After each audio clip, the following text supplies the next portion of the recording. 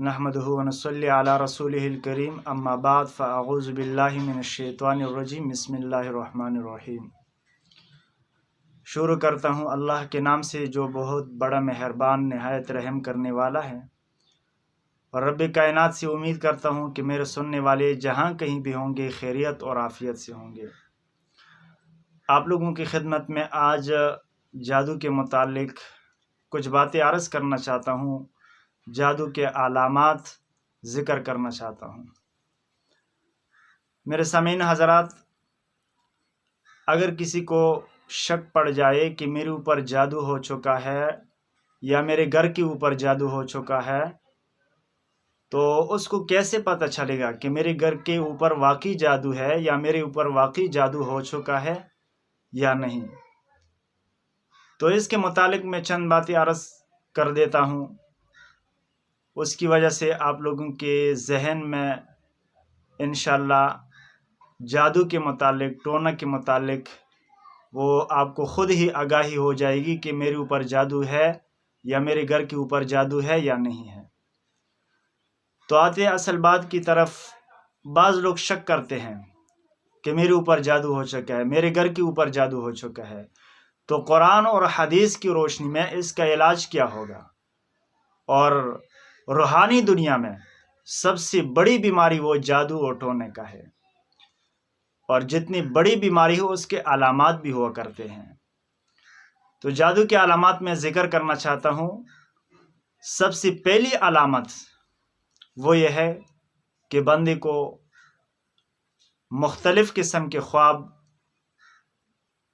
नज़र आना शुरू हो जाए।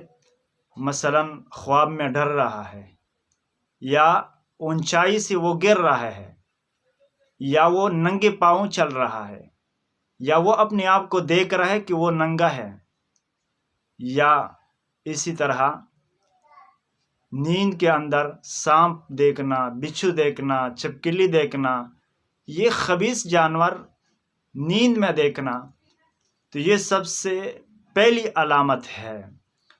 तो समझ जाए कि मेरे ऊपर जादू हो रहा है। जादू के बद असरात वो उसके इब्तिदा हो चुकी है।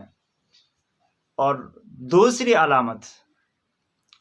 अलामत ये है कि अलमारी में या संदूक में आपके नए कपड़े पड़े हैं, लेकिन जब खोल के देखा उसके ऊपर कट लग चुके थे। तो ये भी सबसे बड़ी निशानी जादू टोना के हैं। तो आप समझिए कि आपके ऊपर जादू या आपके घर के ऊपर जादू टोना, ये चीज़ें इसकी इब्तिदा हो रही है। और इसके अलावा तीसरी निशानी बताने जा रहा हूँ कि अचानक किसी चीज़ का गायब होना, अचानक किसी चीज़ का गायब होना, लेकिन फिर ढूंढने के बाद उसी जगह जहाँ पे मैंने ढूंढा था उसी जगह से मिलना, ये भी बहुत बड़ी निशानी है जादू टोने की।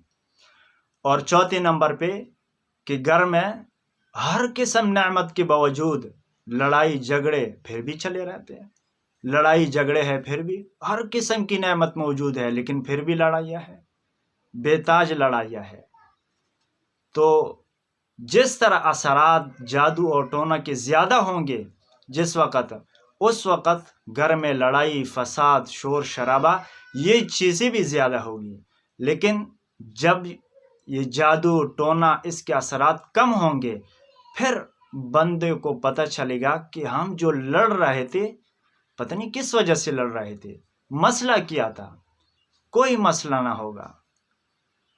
तो ये सबसे यानी बड़े अलामात जो है वो ये अलामात है। और इसी तरह पांचवें नंबर पे घर में रोशनी के बावजूद अंधेरा महसूस करना। रोशनी है लेकिन इंसान को अंधेरा सा लगता है, अंधेरा महसूस करना। और छठे नंबर पे, और घर में बैठे बैठे कोई शख्स घर में बदबू महसूस करना, तेज़ बदबू महसूस करना, ये भी जादू टोना इसके जना अलामात है। और सातवें नंबर पे मगरिब के बाद रात 12 बजे तक तमाम سارے گھر والوں کے سر میں بوجھ سا رہنا، درد رہنا، جو ہی رات کے 12 بج جائے اس کے بعد اچانک وہ مسئلہ، بوجھ، درد، وہ اس کا غائب ہونا. تو یہ بھی جادو ٹونا، یہ علامات ہے. اب اس کا علاج کیا ہے؟ قرآن اور حدیث میں اس چیز کا علاج کیا ہے؟ اگر یہ ایسی خبیث علامات آپ محسوس کریں، آپ دیکھ لیں، تو اپنے گھر کا اور اپنا حساب ضرور لگوائیے. اگر کوئی موجود ہے، آپ لوگوں کے پاس کوئی عامل ہے، اس سے لازماً اپنا حساب اور اپنے گھر والوں کا اور اپنے گھر کا حساب لگوائے. تو الحمدللہ میرا نمبر بھی اسکرین پہ نظر آ رہا ہے. اگر کسی کو اس طرح علامات وہ ظاہر ہو جائے یا گھر میں اس طرح مسائل پیش آ جائے تو الحمدللہ مجھ سے بھی رابطہ کر سکتا ہے کہ اپنا حساب لگوائے، اپنے گھر کا حساب لگوائے. تو انشاءاللہ احسن طریقے سے حساب لگوا کر اس کو مطلع کیا جائے گا. اور اس کے علاوہ حرام کھانے سے اپنے آپ کو بچانا، کیونکہ اگر کوئی حرام لقمہ اپنے پیٹ میں ڈال رہا ہے تو اس کے لیے یہی برائی کافی ہے، اور کسی نقصان کی ضرورت نہیں، یہی کافی ہے. اور جتنا انسان اور گھر برا ہوگا، مثلا شرابی ہے، زانی ہے، اور اسی طرح اور برائیوں میں مبتلا ہے، حرام کھا رہا ہے، تو ایسے بندوں کے اوپر، ایسے گھروں کے اوپر جادو بہت تیزی سے اثر کرتا ہے. تو ان چیزوں سے اپنے آپ کو بچائے. اب علاج کیا ہے قرآن سے؟